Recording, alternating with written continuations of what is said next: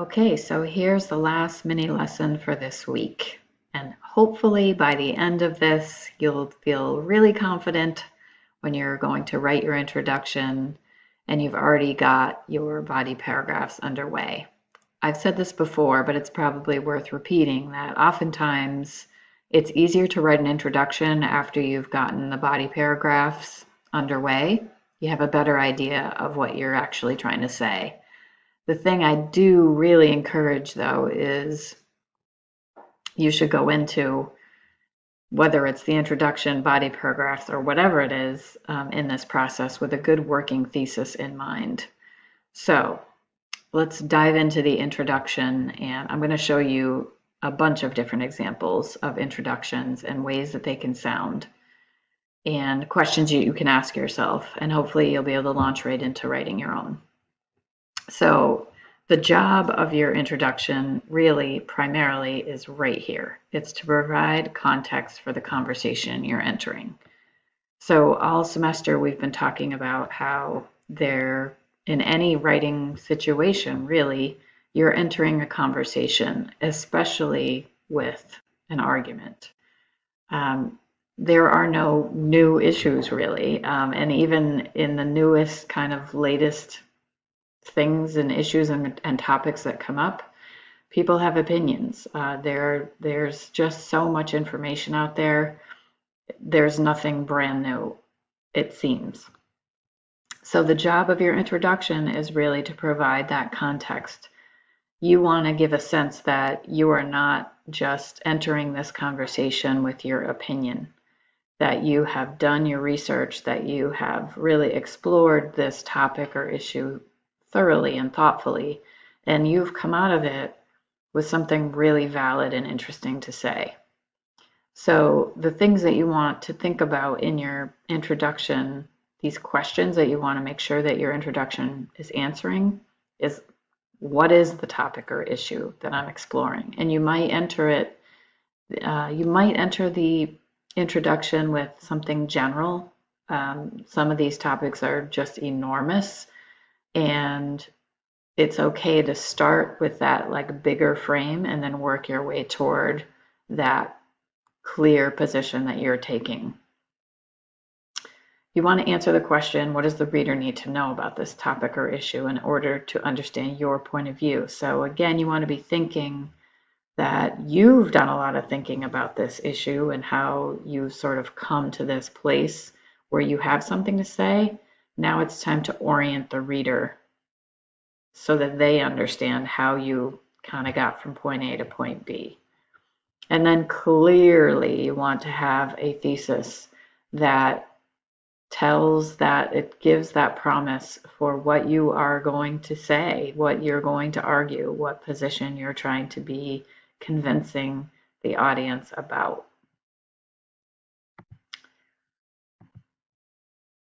And these are the questions I want you to be thinking about as we look at, I think we're going to look at 4, but we'll see. Is this introduction interesting? When you're thinking about it, you're asking yourself, do you have something new to say? We're going to look at it, you're looking at other people's examples here. So ask yourself, does this writer have something new to say? And is the thesis they're offering clear, concise, well written? And we're going to take a look right now at those 4 examples. So first example is, I'm just going to read and kind of model my thinking on this introduction. So you can see it's not too long. Some introductions will need to be a little bit longer than others depending on the complexity of the topic, but let's take a look. Performance enhancement through biotechnology has no place in sports. So there's a strong title there. The debate over athletes' use of performance-enhancing substances is getting more complicated as biotechnologies such as gene therapy become a reality. Right off the bat, this writer is orienting us, the audience, into this topic. There's no, crazy, I don't know, it really just dives in. I guess there's no other way to say it. Then goes into the availability of these new methods of boosting performance will force us to decide what we value most in sports. Displays of physical excellence developed through hard work or victory at all cost. For centuries, spectators and athletes have cherished the tradition of fairness in sports. While sports competition is, of course, largely about winning, it is also about the means by which a player or team wins. Athletes who use any type of biotechnology give themselves an unfair advantage and disrupt the sense of fair play, and they should be banned from competition. So we get right here some annotation. Opening sentences provide the background for Hammond, that's the writer here, for his thesis. And then the thesis states his main point. And his thesis is really clear right here. Okay, so he really only provided us with 1, 2, 3, 4 sentences, but those 4 sentences are really well done, and he, kind of guides us from the topic of performance enhancing substances and acknowledging that the complexity of the issue, but then really pulls no punches and says athletes who use any type of biotech give themselves an unfair advantage, etc. They should be banned. So we have no question about this writer's position in this paper. All right, let's take a look at another type of paper. Make it a little bigger. This one is about preserving Yellowstone's winter wilderness. Although a few recreational snowmobilers destroy fragile ecosystem and harass animals as they ride through the wilderness, most love and respect this country's natural heritage. That's why they brave the cold to explore what is left of wild America, including Yellowstone National Park. Unfortunately, however, even respectful snowmobilers are unwittingly damaging what they love. Because snowmobiles create both air and noise pollution, and because their use in the park strains the already lean budget of the Park Service, recreational snowmobiles should be banned from Yellowstone National Park. So again, this one, it's not a long introduction. This makes a very clear point. These last 2 examples lean more into argument slash persuasive writing. They're building their common ground in this case, appealing to those snowmobilers and saying really even unwittingly damaging what they love, and stating their main point. So the thing I wanted to show about this one is that this particular writer decides to give a little background information that puts his thesis really in context. So, you can kind of see if you pause and read this policy is a step in the wrong direction. And then the writer goes on to make their case about it. Right, so I want to take a look at one that is a little bit less persuasive type. This is like almost a call to action to more perhaps in line with an issue that you might encounter. Hooked on credit cards. Credit card companies love to extend credit to college students, especially those just out of high school.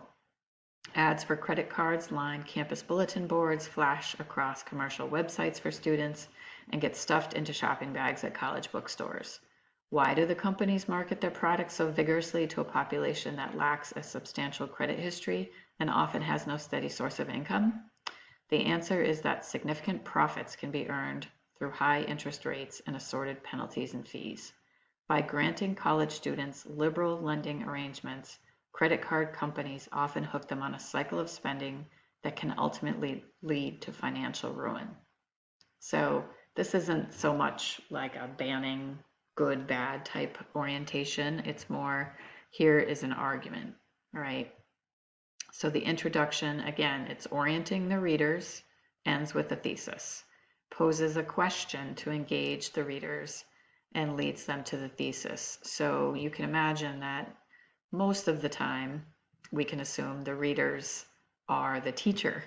But in this case, and I think this is a smart decision, this writer was engaging readers in college. And I know, just being the parent of college-aged people, this is the truth. They are flooding the mailboxes with offers. The thesis announces the writer's main point, and then it goes right into that first topic sentence, which you can take a look at if you'd like. All right, we're going to look at one more. So this one is From Lecture to Conversation, Redefining What's Fit to Print. All the news that's fit to print, the motto of the New York Times since 1896, plays with the word fit, asserting that a news story must be newsworthy and must not exceed the limits of the printed page. The increase in online news consumption, however, challenges both meanings of the word fit, allowing producers and consumers alike to rethink who decides which topics are worth covering and how extensive that coverage should be. Any cultural shift usually means that something is lost, but in this case there are clear gains. The shift from print to online news provides unprecedented opportunities for readers to become more engaged with the news, to hold journalists accountable, and to participate as producers, not simply as consumers. So this writer begins with a quote, which can be an interesting way to start. And it's, in this case, I think it does work well, because it gets right to the point and serves as a way this writer decided to contextualize his thesis. So again, there's some background, working very systematically toward that thesis statement and making this thesis statement here seem inevitable, right? The shift from print to online news provides unprecedented opportunities for readers to become more engaged with the news, to hold journalists accountable, and to participate as producers, not simply consumers. So you can imagine, based on this, that we can expect when we read that we're going to see proof, starting with readers becoming more engaged with the news. Then I'm sure there's going to be some sections about holding journalists accountable, and then there'll be an end section about participation as producers, not simply consumers, and how that will engage readers at higher levels. All right, so you've got 4 different examples here of different types of introductions, some examples that are outside of the fab examples that you've perhaps read a number of times at this point. So hopefully these will help you. You can use them as models for your own introduction. At this point, I'm hoping those keys are flying and that you are well on your way.